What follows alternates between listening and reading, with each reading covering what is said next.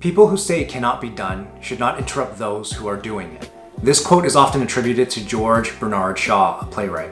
There's so much noise that comes from Wall Street and Tesla short sellers that are trying to take down Elon Musk and Tesla. Sometimes you have to wonder what their whole point is and why bother betting against humanity and innovation and progressing that.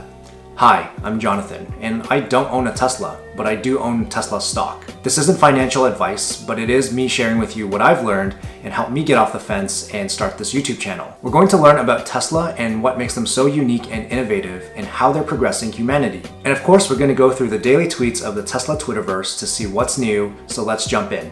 So the first tweet comes from @28delays_later. He says, insert legacy EV render is coming out next year with a better product to destroy Tesla. It will be sold through the dealership network and use Electrify America charging network, pretty much every year since 2008.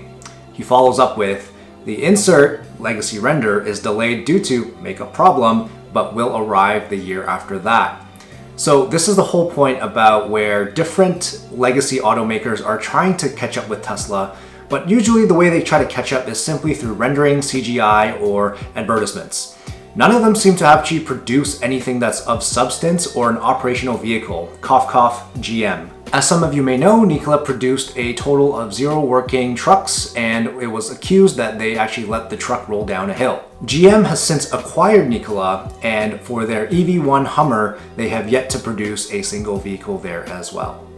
@Brad's Ferguson says, Tesla locking down. CATL, Panasonic, LG Chem, and Tesla, all developing and soon building out the 4680 battery capacity for Tesla.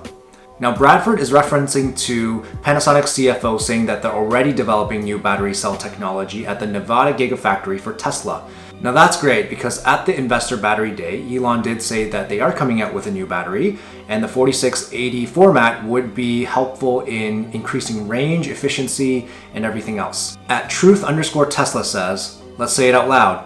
Continued support of fossil fuels is a callous, incredibly dangerous, job-destroying, and health-damaging arson attack against our only habitable planet. That's a great way to look at it. Until we've colonized some other planet, Mars, we are stuck here on Earth, and while we have Earth, we better take care of it. Now, it's often argued that going electric can actually destroy jobs, and I do believe that there are immediate impacts to going completely electric. However, I do think it's adapting. It's the same way that newspapers have had to go digital, it's the same way that taxis have had to fight Uber, and it's the same way that podcasts have disrupted radio. The overall amount of jobs does increase, but there is going to be retooling and reskilling for different sectors. @GaryBlack00, he says, Tesla, technology or auto company?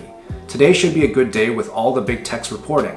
And so Gary here is talking about the different tech companies like Facebook and Apple reporting their earnings today. Now, just to give you some context, Gary is of course a Tesla investor, but he's also kind of a day trader. So he does take short-term looks at some of these companies. I myself, I'm a buy and hold kind of guy, and so I don't really look at the short term. However, it is important to look at the short term to make your informed decisions. When you can see that Tesla does get affected by the technology stocks rather than the auto stocks, then you can start to see how Tesla is categorized in the eyes of Wall Street and those around it. Our next tweet comes from JPR007.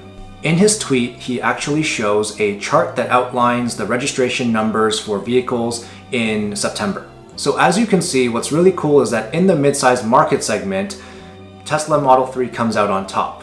But what's really interesting is that in September, SUVs actually made up 41.3% of all vehicle registrations in Europe.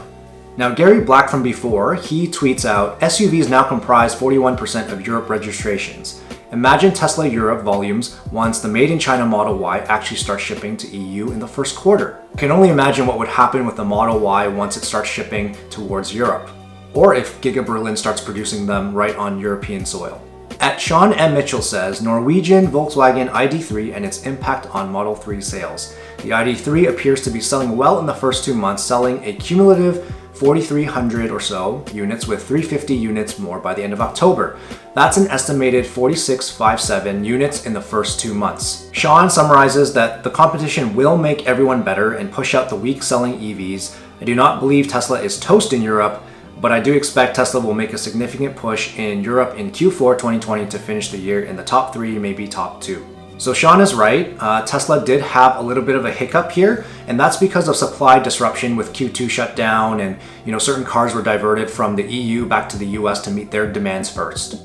So I imagine once things get rolling again that the supply will meet the demand and hopefully we'll have better numbers in the next quarter.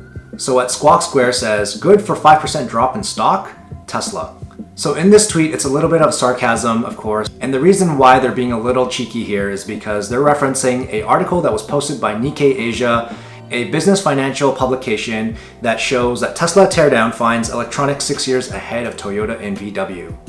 So oftentimes you hear that Tesla's ahead of everyone else, but sometimes you just don't know exactly how far. Well, in this teardown, they were able to find some components that are 6 years in advance. So I just did a little bit of extra digging and I looked at the article. It was published in February 2020. Since February 2020, there's been new developments on Tesla's front, of course. You've got FSD beta recently, you've got the new battery technology, as well as the new casting molds. There's just been a ton of innovation, and so all of a sudden the 6 years probably feels like a lot more than that. Tesla is moving so far and so fast ahead of everyone else that I just don't think anyone's going to catch up. So that's all for today's wrap up. Thank you so much for sticking around and watching. If you're new to the channel, please consider liking and subscribing. And if there are any tweets or comments that I didn't go over, please leave them in the comments below and I'll see you tomorrow. Bye.